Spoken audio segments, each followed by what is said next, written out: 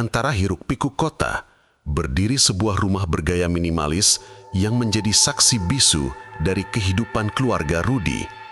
Ruang tamunya yang rapi dihiasi foto-foto kebersamaan. Ada foto Rudy yang tersenyum lebar bersama istrinya, Amara, dan putra mereka yang ceria, Bima, di taman kota. Mereka tampak seperti keluarga pada umumnya, bahagia dan harmonis. Namun, di balik senyum itu, tersimpan sebuah ambisi besar yang menggerogoti pikiran Rudy. Sejak lama, ia telah mengincar posisi kepala divisi. Selama ini, ia dikenal sebagai karyawan yang ulet, selalu datang paling pagi dan pulang paling malam. Ia rela mengorbankan waktu akhir pekannya bersama keluarga demi lembur, semua demi meraih pengakuan dari atasan. Sore itu, Rudy baru saja pulang dari kantor.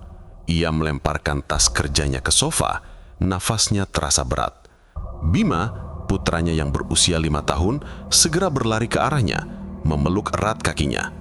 "Ayah, aku buat gambar naga," seru Bima riang, menunjukkan selembar kertas penuh coretan krayon berwarna-warni. Rudy tersenyum meski pikirannya masih dipenuhi angka dan target.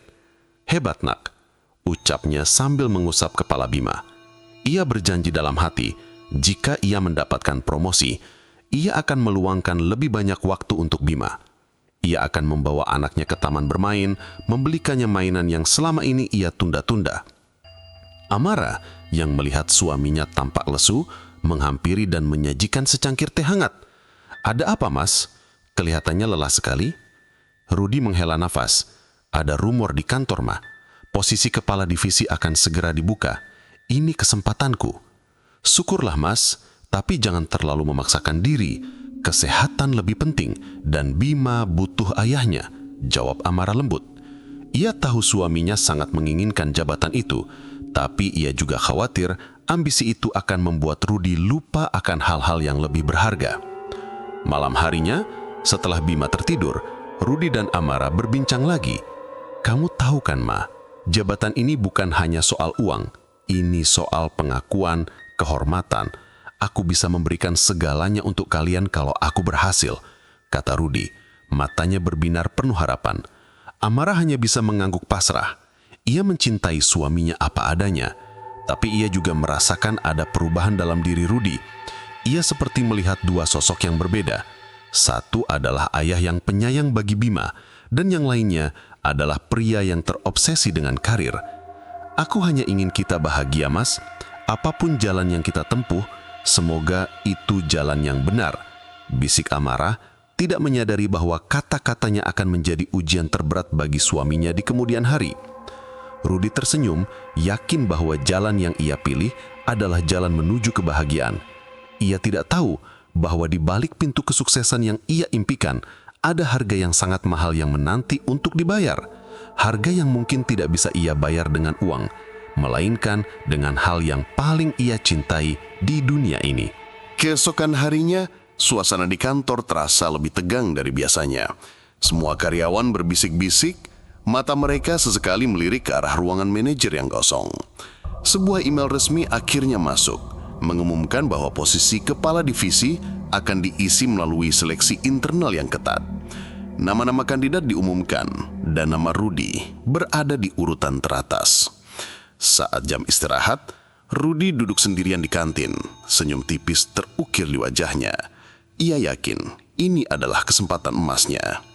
Tiba-tiba, sebuah tangan menepuk pundaknya. Itu adalah Ari, seorang rekan kerjanya yang dikenal pendiam dan selalu bekerja dengan jujur, tanpa ambisi yang berlebihan. "Selamat bro, namamu jadi kandidat terkuat," ucap Ari, namun nada suaranya terdengar datar. "Makasih Ri, ini hasil kerja kerasku selama ini," jawab Rudy, bangga. "Aku harap begitu," kata Ari, pandangannya lurus menusuk mata Rudy. "Tapi hati-hati, di balik jabatan ini ada rumor aneh. Banyak yang bilang jabatan ini butuh modal yang bukan cuma uang atau koneksi." Rudy mengurutkan dahi. "Apa maksudmu?" Ari melirik sekeliling memastikan tidak ada yang mendengar. Ia mencondongkan tubuhnya ke depan dan berbisik. "Beberapa tahun lalu, ada senior kita yang juga dapat posisi ini. Hidupnya sukses luar biasa, tapi keluarganya kacau. Anaknya tiba-tiba sakit aneh. Istrinya jadi sering ketakutan. Mereka bilang dia bikin perjanjian sama entitas gelap. Rudy tertawa sinis. Kau ini ada-ada saja. Itu cuma cerita orang iri. Kalau mau sukses ya kerja keras, bukan percaya tahayul. Terserah Ruth, aku cuma peringatkan, sahut Ari. Suaranya terdengar cemas. Jabatan ini memang terlihat menggiurkan, tapi jangan sampai kau kehilangan apa yang sudah kau miliki sekarang. Apalagi Bima, dia anak yang baik. Perkataan Ari bagai menohok hati Rudy, tapi tidak cukup untuk menggoyahkan ambisinya. Ia menganggap Ari hanya cemburu atau terlalu berprasangka buruk. Setelah Ari pergi, Rudy kembali merenung. Apakah ada cara lain yang bisa mempercepat proses ini? Ia tidak sabar menunggu. Ia butuh kepastian. Ia butuh jalan pintas. Di malam yang sama, saat ia sedang mencari referensi di internet, sebuah iklan aneh muncul di layar laptopnya. Iklan itu menampilkan logo sebuah lembaga konsultan yang tidak pernah ia dengar sebelumnya. Tertulis di sana, jalan pintas menuju sukses di ujung jari Anda. Rudy yang merasa penasaran dan putus asa mengklik iklan tersebut. Tanpa ia sadari, satu klik itu telah membuka pintu gelap yang akan mengubah jalan hidupnya selamanya. Rudy mengklik tautan di laptopnya. Layar berubah menjadi hitam, menampilkan tulisan dengan font kuno yang berkedip. Sebuah alamat, koordinat yang tidak ia kenali, muncul di layar. Di bawahnya tertulis, "Temui saya saat matahari terbenam, datang sendirian."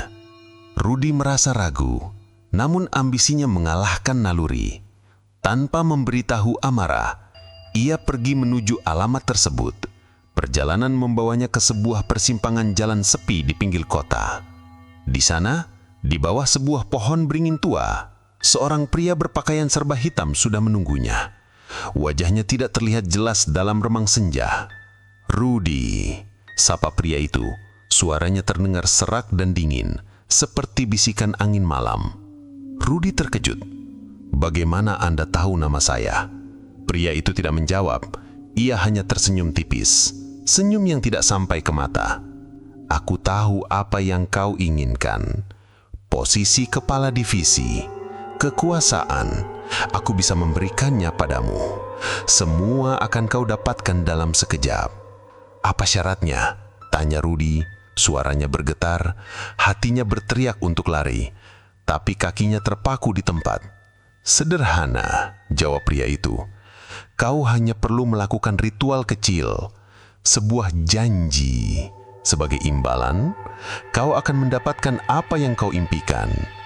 Tepat pada malam Jumat Kliwon yang akan datang, kau akan diumumkan sebagai kepala divisi."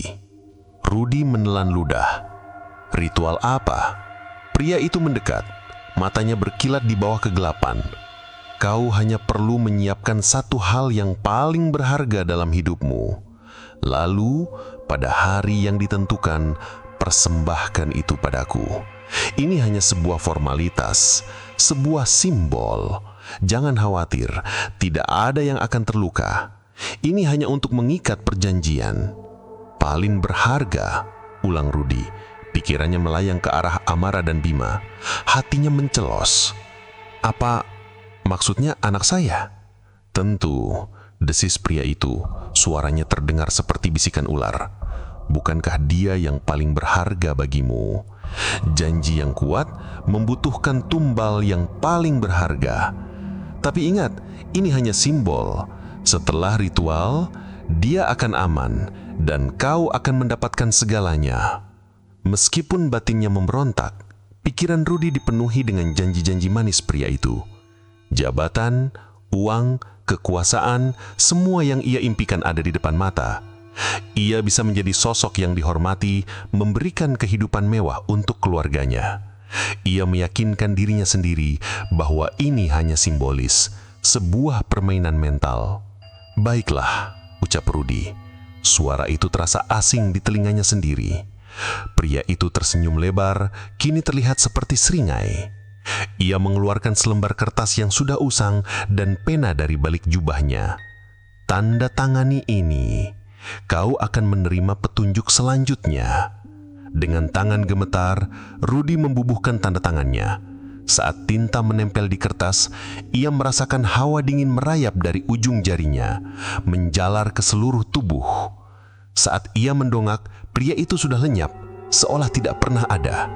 Hanya angin dingin yang berhembus membawa bisikan janji yang mengerikan. Rudi kembali ke rumah dengan perasaan campur aduk. Ada rasa euforia atas janji kesuksesan yang di depan mata, namun juga rasa cemas yang menusuk.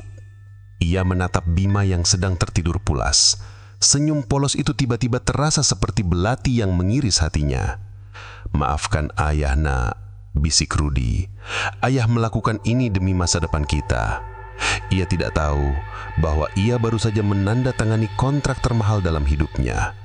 Kontrak yang tidak akan pernah bisa ia batalkan dan yang akan menuntut lebih daripada sekedar simbol. 1 minggu berlalu, Rudi menjalani hari-harinya dengan perasaan cemas yang campur aduk. Ia mencoba untuk bersikap normal, bermain dengan Bima dan bercengkrama dengan Amara. Namun, bayangan pria misterius di persimpangan jalan terus menghantuinya. Ia meyakinkan dirinya bahwa semua itu hanya delusi, efek dari tekanan kerja dan ambisinya. Hingga malam Jumat Kliwon tiba, hujan turun rintik-rintik, membuat suasana terasa semakin dingin dan mencekam. Bima tertidur lebih awal dari biasanya, dan Amara sudah pulas di sampingnya. Rudi duduk di ruang tamu, matanya terpaku pada jam dinding yang berdetak lambat. Ia menunggu, jantungnya berdegup kencang. Tepat pukul 00.00, sebuah notifikasi masuk ke ponselnya. Sebuah email dari kantor. Rudi membuka email itu dengan tangan gemetar. Ia membaca baris demi baris, matanya membelalak tak percaya. "Dengan bangga kami umumkan Bapak Rudianto sebagai kepala divisi yang baru." Namanya terpampang jelas di sana. Ia berhasil. Perjanjian itu benar-benar bekerja. Rasa euforia meluap, membanjiri seluruh indera Rudi. Ia melonjak kegirangan, ingin berteriak sekeras-kerasnya. Ia sukses. Ia bisa membelikan apapun yang Amara dan Bima inginkan. Ia bisa membuktikan kepada semua orang bahwa ia layak. Namun, di tengah euforia itu, sebuah suara aneh terdengar dari dalam kamar Bima. Seperti bisikan, tapi sangat jelas memanggil namanya. Rudi segera bangkit, jantungnya kembali berdegup kencang, kali ini karena ketakutan. Ia melangkah perlahan menuju kamar Bima. Pintu kamar terbuka sedikit. Rudi mengintip dari celah itu, dan pemandangan di dalamnya membuat darahnya berdesir. Bima tidak ada di tempat tidur. Jendela kamar terbuka lebar, tirainya melambai-lambai ditiup angin. Rudi segera masuk, panik. Ia menyalakan lampu kamar. Di sudut ruangan, Bima berdiri mematung, menghadap ke dinding. Tubuh mungilnya tampak bergetar. "Bima, nak, kamu kenapa?" tanya Rudi, suaranya serak. Ia membalikkan tubuh Bima dengan lembut. Mata Bima terpejam rapat. Ia bergumam mengucapkan kata-kata yang tidak dapat dimengerti. Wajahnya pucat, keringat dingin membasahi dahinya. Rudi menyentuh dahi putranya dan suhu tubuh Bima terasa sangat dingin, jauh dari suhu normal anak yang tertidur. Bima, ayah di sini," bisik Rudi memeluk anaknya erat. Mata Bima tiba-tiba terbuka. Bukan matanya yang biasa, tapi mata yang hitam pekat tanpa pupil. Sebuah senyuman aneh terukir di wajah polosnya. Senyum yang bukan milik seorang anak. "Ayah, akhirnya janji itu ditepati," bisiknya. Suaranya bukan lagi suara Bima, melainkan suara berat, dingin, dan menakutkan yang pernah Rudi dengar di persimpangan jalan itu. Rudi membeku, pelukannya melundar. Ia mundur perlahan, ketakutan yang sesungguhnya mulai merayapinya. Ia baru saja mendapatkan segalanya, namun di saat yang sama, ia merasa telah kehilangan segalanya. Keesokan harinya, Rudi terbangun dengan jantung berdebar kencang. Ia segera berlari ke kamar Bima. Putranya sedang tidur nyenyak, tampak normal. Jendela kamar tertutup rapat, seolah kejadian semalam tidak pernah terjadi. Rudi menghela napas lega. Hanya mimpi, gumamnya mencoba meyakinkan dirinya sendiri. Di kantor, ucapan selamat berdatangan dari setiap penjuru. Ruang kerjanya kini jauh lebih besar dan mewah. Statusnya berubah drastis, dari karyawan biasa menjadi sosok yang dihormati dan disegani. Rudy menikmati setiap momennya. Ia merasa seperti raja dan semua orang tunduk padanya. Namun di tengah kesuksesan yang ia raih, ada hal-hal aneh yang mulai mengganggu. Saat rapat, Rudy sering merasa ada bisikan-bisikan aneh yang menyuruhnya mengambil keputusan sepihak, mengabaikan masukan dari bawahannya. Bisikan itu terdengar seperti suara pria misterius yang ia temui, dan setiap kali ia mengikutinya, hasilnya selalu sempurna, membuat bawahannya takjub dan kagum. Gangguan itu tidak berhenti di kantor. Di rumah, suasana harmonis yang dulu mereka miliki perlahan terkikis. Malam itu, saat Rudy sedang makan malam bersama Amara dan Bima, piring makanannya tiba-tiba bergeser sendiri. Amara yang melihatnya terkejut, tapi Rudy buru-buru menenangkan istrinya. "Angin saja, mah," ucapnya, padahal ia tahu itu bukan angin. Puncaknya terjadi saat Bima sedang bermain sendirian di kamar. Tiba-tiba, Amara berteriak histeris dari kamar Bima. Rudy bergegas ke sana. Ia melihat Amara memeluk Bima dengan wajah pucat. Mas lihat ini." Amara menunjuk ke dinding kamar Bima. Di dinding putih itu terukir goresan-goresan panjang seolah dicakar oleh kuku-kuku tajam. Goresan itu membentuk pola yang aneh dan mengerikan, menyerupai simbol-simbol yang pernah Rudy lihat di surat perjanjiannya. Aku tidak tahu. Tadi Bima bermain sendirian. Aku cuma ke dapur sebentar. Dan saat aku kembali, dindingnya sudah seperti ini," kata Amara. Suaranya bergetar menahan tangis. Rudy menatap goresan itu, keringat dingin membasahi punggungnya. Ia tahu betul apa arti simbol itu. Itu bukan goresan biasa, itu adalah tanda. Tanda bahwa perjanjiannya tidak main-main. Dan yang lebih mengerikan, tanda itu muncul di kamar Bima, seolah-olah entitas itu sedang mengawasinya. Rudy memeluk Amara dan Bima, mencoba menyembunyikan ketakutannya. Di dalam pelukannya, ia berbisik pada dirinya sendiri. "Ini baru permulaan. Apa sebenarnya yang aku korbankan demi jabatan ini?" Ia kini menyadari, hadiah yang ia dapatkan ini adalah hadiah beracun. Dan yang menjadi penawar sekaligus tumbal yang sesungguhnya adalah keluarganya sendiri. Setelah kejadian di dinding kamar Bima, Amarah menjadi sangat cemas. Ia mengajak Rudy untuk pindah rumah, atau setidaknya mencari bantuan spiritual. Namun Rudy selalu menolak. Ia takut jika ia melarikan diri, entitas itu akan marah dan mengambil kembali jabatannya. "Tidak ada apa-apa, Ma. Mungkin itu hanya coretan anak-anak yang tidak kita sadari," bantah Rudy, mencoba meyakinkan Amara. Padahal ia sendiri tahu itu bukan kebetulan. Ia menghapus goresan itu dan mengecat ulang dindingnya. Namun, gangguan tidak berhenti. Malam itu, saat Rudy sedang mengecek email di ruang kerjanya, sebuah suara memanggil namanya. Suara itu terdengar seperti Bima, namun terdengar jauh lebih serak. Ayah, bantu aku." Rudy segera bergegas menuju kamar Bima. Ia menemukan Bima sedang tidur, namun tubuhnya menggigil hebat, wajahnya pucat dan bibirnya membiru. Rudy menyentuh dahi putranya dan ia terkejut. Suhu tubuh Bima sangat rendah seperti es. "Mas, Bima kenapa?" Amara terbangun, panik melihat kondisi putranya. Mereka segera membawa Bima ke rumah sakit. Namun dokter yang memeriksa Bima tidak menemukan penyakit apapun. Alat-alat medis menunjukkan bahwa Bima dalam keadaan sehat secara fisik. Namun suhu tubuhnya terus menurun drastis tanpa alasan yang jelas. "Secara medis, saya tidak menemukan masalah apapun. Sepertinya ia mengalami demam yang sangat aneh, tapi tidak ada virus atau bakteri yang bisa menyebabkannya. Mungkin ini kelelahan atau stres," kata dokter, tampak bingung. Rudy menatap Bima yang terbaring lemah di ranjang rumah sakit. Ia tahu ini bukan karena kelelahan. Ini adalah ulah entitas itu. Ia sudah berjanji dan sekarang entitas itu menuntut tumbalnya. Saat mereka kembali ke rumah, keadaan tidak membaik. Malam harinya, saat Rudy sedang mandi, ia mendengar suara Bima dari dalam kamar mandi. "Ayah, dingin, aku dingin." Suara itu berbisik pelan, tepat tepat di belakang telinganya. Rudy menoleh tapi tidak ada siapa-siapa. Ia segera menyelesaikan mandinya dan bergegas ke kamar Bima. Ia melihat Bima sedang memeluk boneka beruangnya, tapi tatapan matanya kosong, seolah-olah Bima sedang menatap ke sesuatu yang tidak bisa ia lihat. "Bima, kamu baik-baik saja?" tanya Rudy. Bima menoleh perlahan ke arahnya, matanya kosong. "Ayah, dia menunggu. Dia ingin kita bertemu. Dia ingin, ayah, membayar janji ayah," bisik Bima. Suaranya kembali menjadi serak dan asing. Rudy membeku di tempat. Bukan hanya goresan, bukan hanya suhu tubuh yang aneh. Sekarang entitas itu sudah menggunakan Bima untuk berkomunikasi dengannya. Rudy menyadari ia harus melakukan sesuatu. Ia tidak bisa lagi lari dari kenyataan.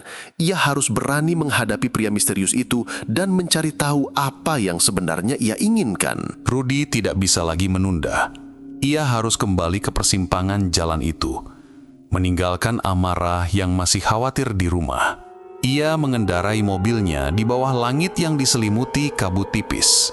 Saat tiba, pria berpakaian hitam itu sudah menunggunya, seolah tahu Rudy akan datang.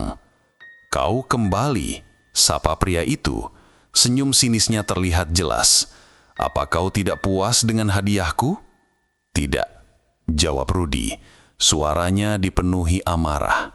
"Ini bukan hadiah. Ini kutukan. Apa yang kau lakukan pada anakku? Apa maksud dari tumbal simbolis itu?" Pria itu tertawa pelan. Tawanya terdengar kering dan keji, membuat bulu kuduk Rudy meremang. "Kau pikir aku akan memberimu kekuasaan gratis? Tidak ada yang gratis di dunia ini, apalagi dari duniaku." Rudy mengepalkan tangannya. "Aku menandatangani janji. Kau bilang itu hanya simbol. Kau bilang Bima akan aman." "Tentu saja aku bilang begitu," jawab pria itu. Suaranya kini terdengar seperti bisikan dingin di telinga Rudy. "Kau pikir aku akan memberimu kekuasaan gratis? Tidak ada yang gratis di dunia ini, apalagi dari duniaku." Pria itu melangkah mendekat. Matanya menatap tajam ke dalam mata Rudy. "Dengarkan baik-baik. Tumbal yang kuminta adalah nyawa anakmu, Bima. Dan setiap detik kau menunda, setiap detik kau merayakan kesuksesanmu, maka dia akan semakin menderita. Kau lihat sendiri kan, tubuhnya dingin, jiwanya gelisah. Aku hanya sedang memanen janji yang kau buat." Dunia Rudy runtuh seketika. Perutnya terasa mual dan kakinya lemas. Ia tidak bisa bernafas. Ia telah mengorbankan putranya sendiri. Untuk sebuah jabatan, untuk selembar kertas dan gelar kosong. "Tidak, aku tidak mau," teriak Rudy. Suaranya pecah. "Batalkan perjanjian ini. Ambil kembali jabatanku. Aku tidak butuh itu. Aku butuh anakku." Pria itu kembali tertawa. "Mudah sekali kau bicara, Rudy. Perjanjian tidak bisa dibatalkan. Itu sudah terukir di jiwamu. Hanya ada satu cara untuk menghentikannya. Selesaikan janjimu, atau kau akan kehilangan anakmu seutuhnya, dan jabatanku akan mengambil paksa apa yang menjadi hakku." "Bagaimana cara menyelesaikannya?" tanya Rudy. Suaranya kini bergetar, putus asa. "Kau akan menerima petunjuk, lokasi dan waktu, malam Jumat Kliwon yang akan datang," bisik pria itu. "Bawa anakmu ke sana, atau kau akan kehilangan semuanya." Bayangan pria itu memudar, seolah melebur dengan kegelapan. Rudy jatuh berlutut, nafasnya memburu. Ia telah membuat kesalahan terbesar dalam hidupnya. Ia tidak hanya mempertaruhkan jabatannya, tetapi juga nyawa putranya. Ia telah menjebak dirinya sendiri ke dalam sebuah labirint tanpa jalan keluar. Rudy kembali ke rumah dengan perasaan hancur. Ia tidak bisa menceritakan segalanya pada Amara. Bagaimana mungkin ia menjelaskan bahwa ia telah menjual nyawa putranya sendiri demi sebuah jabatan? Ia hanya bisa berbohong, mengatakan bahwa Bima sakit karena kelelahan dan ia akan mencari cara untuk menyembuhkannya. Pikirannya dipenuhi satu tujuan, membatalkan perjanjian itu. Rudi mulai mencari segala macam informasi, membaca buku-buku spiritual kuno, dan bahkan mencoba menghubungi paranormal. Ia menemui seorang paranormal terkenal, seorang wanita tua dengan mata yang tajam dan aura yang kuat. Setelah melihat kondisi Rudi dan mendengar ceritanya, tentu saja tanpa menyebutkan nama entitas atau perjanjiannya secara spesifik, wanita tua itu menggelengkan kepalanya. "Saya bisa merasakan kegelapan yang sangat kuat pada Anda," ucapnya. "Kegelapan itu tidak datang dari luar, tapi dari dalam diri Anda sendiri. Anda telah mengundang sesuatu yang sangat tua dan sangat kuat, sesuatu yang tidak bisa dibatalkan dengan mantra atau ritual biasa." "Tapi pasti ada caranya kan?" pinta Rudi putus asa. "Ada," jawab wanita itu, suaranya pelan, "dengan mengorbankan hal yang sama kuatnya. Tapi yang saya lihat, Anda tidak memiliki apapun yang setara dengan nyawa anak Anda." Wanita itu menatap Rudi dengan tatapan iba. "Anda telah membuat perjanjian dengan harga yang sangat mahal. Satu-satunya jalan keluar adalah menghadapi konsekuensinya. Tidak ada jalan pintas." Rudi pergi dengan tangan hampa. Ia mencoba cara lain. Ia menemui seorang ustadz yang dikenal memiliki ilmu tinggi. Ustadz itu mendengarkan ceritanya dengan sabar. "Anakku," kata ustadz itu, "Allah Maha Pengampun. Namun apa yang kau hadapi bukan lagi perkara manusia. Kau telah membuka pintu yang seharusnya tertutup. Satu-satunya cara adalah dengan berserah diri, bertaubat, dan menghadapi ujian ini dengan keikhlasan." "Jadi, tidak ada cara untuk membatalkannya?" tanya Rudi, suaranya bergetar. Ustadz itu hanya diam, memberikan isyarat bahwa tak ada lagi yang bisa ia lakukan. Rudi merasa seperti diselimuti kegelapan. Tidak ada lagi harapan. Ia telah mencoba segalanya, namun semua jalan buntu. Sementara itu, kondisi Bima semakin memburuk. Bima tidak lagi mau makan atau minum. Suhu tubuhnya terus menurun drastis. Dan ia seringkali terjaga di malam hari, menatap langit-langit dengan mata kosong. Suara-suara aneh pun mulai terdengar di dalam rumah, bisikan-bisikan yang tak jelas, tawa sinis yang menggema di setiap sudut. Amara yang tidak tahu apa-apa menjadi sangat stres, dan ia mulai menyalahkan Rudi karena tidak mau mencari solusi yang lebih serius. Rudi tahu waktu yang ia miliki semakin menipis. Pesan dari pria misterius itu kembali terngiang di kepalanya. "Selesaikan janjimu, malam Jumat Kliwon yang akan datang." Ia kini dihadapkan pada pilihan yang mustahil. Apakah ia akan mengorbankan putranya untuk menyelamatkan dirinya dari kehancuran total, atau melawan entitas itu meskipun ia tahu ia akan kehilangan segalanya? Satu hari sebelum malam Jumat Kliwon, Rudi seperti orang kesurupan. Ia mengunci diri di kamar kerjanya, menolak bertemu siapapun. Di luar pintu, ia bisa mendengar tangisan Amara yang putus asa dan suara batuk Bima yang semakin lemah.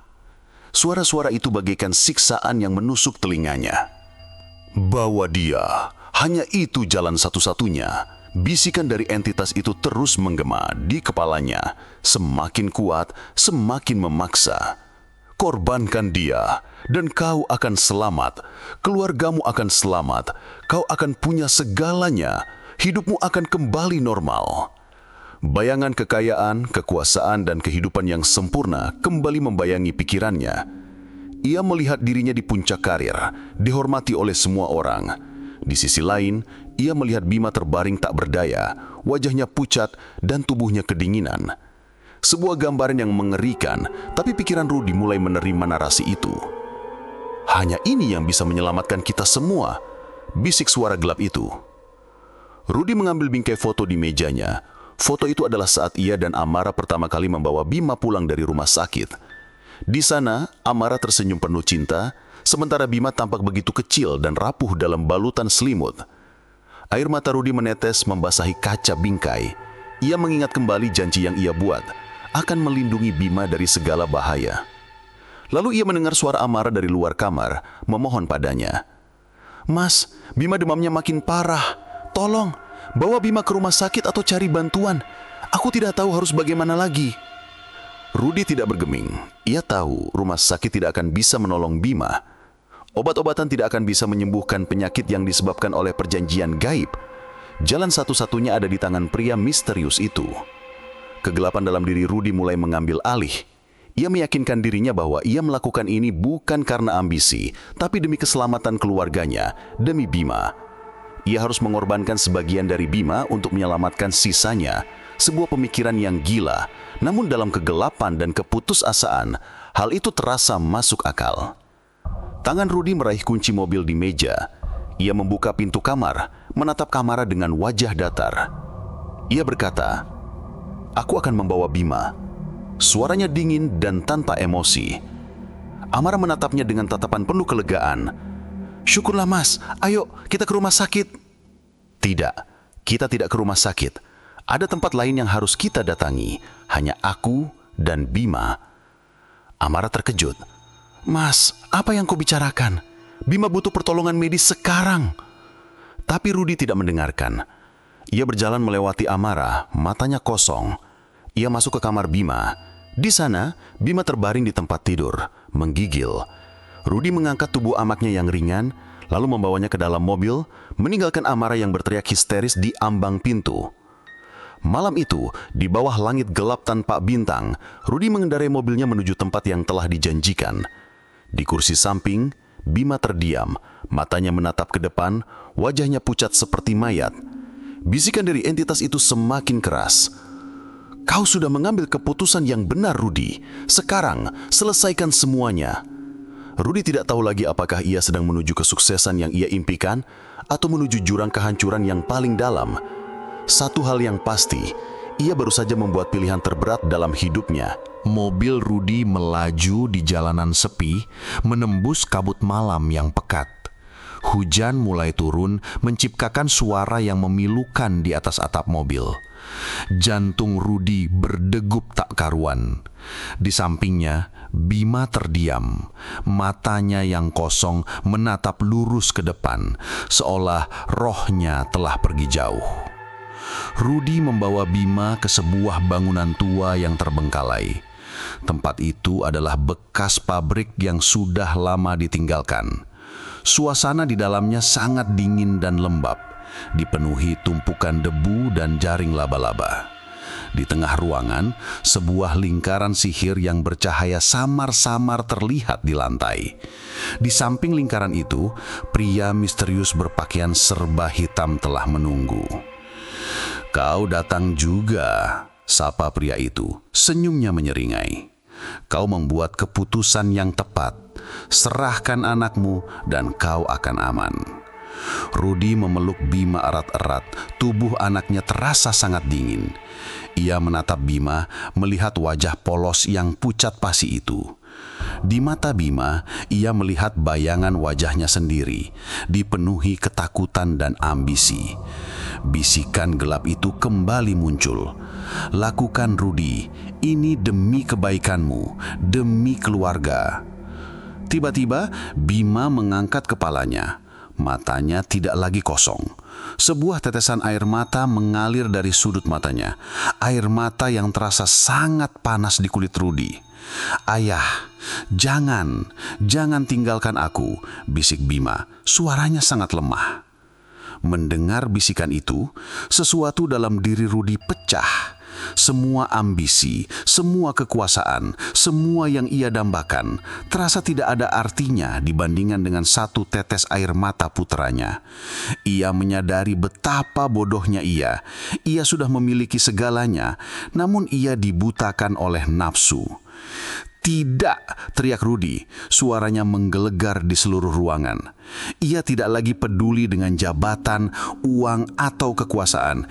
Ia hanya peduli pada putranya. "Aku tidak akan memberikan anakku padamu." Pria misterius itu terkejut. "Kau bodoh, kau menolak janji yang sudah kau buat." Rudi memeluk Bima, membalikkan badannya, melindungi putranya dengan seluruh tubuhnya. "Aku tidak peduli, ambil jabatanku, ambil uangku, ambil semuanya, tapi jangan sentuh anakku." Seketika, tawa mengerikan meledak di seluruh ruangan. Tawa itu tidak datang dari pria itu, melainkan dari udara kosong di sekeliling mereka. Lantai bergetar, lampu-lampu di atas kepala mereka pecah satu persatu. Rudy merasakan sebuah kekuatan tak kasat mata mendorongnya, mencoba merenggut Bima dari pelukannya. "Kau menolakku. Kau pikir kau bisa lolos?" desis sebuah suara yang berasal dari segala arah. "Kau sudah menandatangani kontrak. Tumbal itu adalah milikku selamanya." Rudy jatuh berlutut, memeluk Bima lebih erat. "Tidak, dia anakku. Dia bukan milik siapapun." Dengan kekuatan yang entah datang dari mana, Rudy berdiri. Matanya yang tadinya penuh ketakutan, kini memancarkan tekad. Ia menatap lurus ke arah pria misterius itu. "Aku tidak akan biarkan kau menyentuh anakku. Apapun yang terjadi, aku akan melawannya." Ia mencabut surat perjanjian dari dalam saku bajunya. Surat yang selama ini ia simpan. Ia merobeknya dengan kedua tangannya, merobeknya menjadi serpihan-serpihan kecil. Saat kertas itu terkoyak, sebuah energi besar meletus, mendorong Rudy dan Bima. Pria misterius itu berteriak kesakitan. Tubuhnya berubah menjadi asap hitam yang perlahan-lahan menghilang. Rudy dan Bima terlempar ke dinding, pingsan. Di atas langit, kabut tebal perlahan-lahan menghilang, dan bulan purnama muncul menyinari ruangan yang kini dipenuhi debu dan kehancuran. Rudy berhasil. Ia berhasil melawan, namun ia tidak tahu apa harga yang harus ia bayar untuk perlawanannya ini. Rudy terbangun. Tubuhnya terasa sakit, kepalanya pusing. Ia melihat sekeliling. Ia dan Bima masih berada di dalam bekas pabrik yang gelap, namun aura mencekam yang tadi menyelimuti tempat itu kini sudah menghilang. Pria misterius itu, lingkaran sihir, dan semua kekejian itu seolah menguap begitu saja. Ia menoleh ke samping. Bima terbaring di sampingnya, tubuhnya hangat. Wajahnya yang pucat kini mulai memerah dan nafasnya terdengar normal. Rudy menempelkan tangannya ke dahi Bima. Suhu tubuh anaknya kembali normal. Air mata kelegaan membasahi pipi Rudy. Ia memeluk Bima erat-erat, menciuminya berulang kali.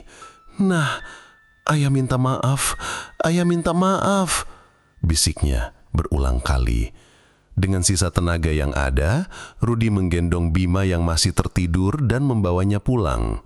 Saat tiba di rumah, Amara yang panik dan khawatir langsung menyambut mereka. Amara menangis haru melihat Bima yang kembali normal. Namun ia juga marah dan bingung. "Mas, kemana saja kalian? Apa yang terjadi? Kenapa Bima bisa seperti ini?" tanya Amara. Nada suaranya campur aduk. Rudy hanya bisa memeluk istri dan anaknya, tidak mampu berkata-kata. Ia tidak bisa menjelaskan apa yang terjadi. Tapi ia tahu, ia harus jujur pada Amara, setidaknya sebagian. Keesokan harinya, Rudy tidak masuk kantor. Ia mendapat telepon dari manajer HRD. "Selamat pagi, Rudy. Saya menelepon untuk memberitahu bahwa posisi Anda sebagai kepala divisi telah dicabut. Ada beberapa keanehan dalam promosi Anda, dan kami menduga adanya praktik yang tidak etis." Jantung Rudy berdebar. Ia tidak terkejut, namun ada rasa sakit yang menusuk. "Baik," jawabnya singkat. "Lalu, karena ada indikasi kecurangan, kami terpaksa memberhentikan Anda dari perusahaan. Mohon maaf atas ketidaknyamanannya," kata manajer itu sebelum menutup telepon. Rudy terdiam. Jabatan yang ia perjuangkan, yang hampir merenggut nyawa anaknya, kini sudah lenyap. Ia kehilangan pekerjaan, reputasi, dan semua yang ia banggakan. Namun anehnya, ia tidak merasa sedih. Justru ada perasaan lega yang besar. Amara yang mendengar percakapan itu menghampirinya. "Mas, apa yang terjadi?" Rudy menatap istrinya, matanya penuh penyesalan. "Mah, aku sudah melakukan kesalahan besar. Aku hampir mengorbankan Bima demi jabatan. Aku berjanji pada sesuatu yang gelap, dan itu menuntut Bima sebagai tumbalnya." Amara memandangnya tak percaya, namun air matanya mulai menetes. Ia memeluk Rudy erat-erat. "Aku tahu, Mas, aku bisa merasakannya. Tapi yang terpenting, kau sudah kembali. Bima sudah kembali. Itu sudah cukup." Rudy kini harus memulai hidup dari nol. Ia tidak lagi memiliki uang yang banyak, jabatan tinggi atau kehormatan. Namun di setiap malam, saat ia melihat Bima tertidur pulas di sampingnya, ia tahu ia tidak kehilangan apa-apa. Ia mendapatkan kembali kebahagiaannya yang paling berharga. Ia mendapatkan kembali dirinya sendiri yang tidak lagi buta oleh ambisi. 2 tahun telah berlalu. Rudi kini menjadi seorang pekerja serabutan. Ia mengambil pekerjaan apapun yang bisa ia dapatkan, dari kuli panggul hingga tukang bersih-bersih. Pakaian kerjanya selalu kotor dan tangannya kasar, jauh berbeda dari jas mahal yang dulu ia kenakan. Amara juga bekerja, mencoba menopang ekonomi keluarga. Mereka pindah ke rumah yang lebih sederhana. Namun, di tengah kesusahan itu, ada kedamaian yang tak pernah mereka rasakan sebelumnya. Setiap malam, Rudi pulang ke rumah bukan dengan wajah lelah karena mengejar target, melainkan dengan senyum tulus karena bisa berkumpul dengan keluarganya. Meja makan mereka tidak lagi dipenuhi hidangan mewah, tapi dipenuhi tawa dan cerita Bima yang ceria. Suatu sore, Rudi sedang mengajak Bima bermain bola di lapangan dekat rumah. Bima berlari, tertawa riang, membiarkan Rudi melihat kembali senyum polos yang hampir ia rengut. Rudi jatuh berlutut menatap langit. "Terima kasih ya Tuhan," bisiknya. "Terima kasih telah memberiku kesempatan kedua." Tiba-tiba, pandangan Rudi teralihkan oleh sebuah mobil mewah yang melintas. Di dalamnya duduk seorang pria dengan wajah pucat dan mata kosong. Pria itu adalah mantan rekan kerjanya yang kini mendapatkan jabatan kepala divisi menggantikan Rudi. Rudi melihat pria itu di dalam mobil sendirian. Tidak ada keluarga, tidak ada senyum. Wajahnya dipenuhi ketegangan dan ketakutan, seperti bayangan Rudi di masa lalu. Mobil itu berhenti di depan rumah besar, namun rumah itu tampak dingin dan gelap, seolah tidak berpenghuni. Rudi melihat pria itu masuk ke dalam rumah, bahunya terkulai seperti orang yang membawa beban yang sangat berat. Pada saat yang sama, Bima berlari ke arah Rudi, memeluknya. "Ayah, tangkap bolanya!" seru Bima. Rudi tersenyum, lalu menangkap Bima, memeluknya erat-erat. Ia melihat perbedaan antara dirinya dan mantan rekan kerjanya. Rudi memang kehilangan segalanya, tapi ia mendapatkan kembali cinta dan kebahagiaan yang sejati. Sementara pria itu, ia mendapatkan jabatan dan harta, tapi ia hidup dalam neraka tanpa cinta. Di malam harinya, Amara menemukan Rudi sedang menatap foto lama mereka. "Mas, apa yang kau pikirkan?" tanya Amara. Rudi menoleh, matanya berkaca-kaca. Aku hampir menukar semua ini," ucapnya, menunjuk Amara dan Bima yang sedang tertidur pulas. "Aku menukar kalian demi hal yang tidak ada artinya. Aku buta, Mah." Amara memeluk Rudi. "Yang penting sekarang, matamu sudah terbuka. Kita memang tidak punya banyak uang, tapi kita punya segalanya. Kita punya satu sama lain." Cerita ini adalah sebuah peringatan bahwa jabatan, uang, dan kekuasaan hanyalah ilusi. Nafsu akan hal-hal duniawi bisa membutakan mata dan membutakan hati.